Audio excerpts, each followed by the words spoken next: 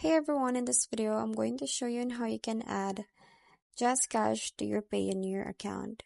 So first is just open your Jazzcash account in here, and in the More section, you just have to click on that one, and under the money transfer, go ahead and tap on Payoneer so we can link them together. So here, if you don't have an account for your Payoneer, you can tap on link account. New Payoneer account. And if you already have one, then go ahead tap on link account. From here, just have to put here your email or username and then go ahead and tap in your password and tap on link.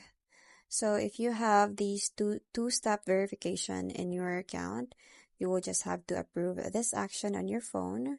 So they will just send you an email and you just have to type in to sign in on the mobile application and approve. So once you're done, it will also send you a verification code on your mobile number. So go ahead and type it in here. And once you tap on submit, your Payoneer will be linked to your Jazzcash. So that's it. I hope you find this video helpful. Thank you for watching, and I'll see you in my next one. Bye!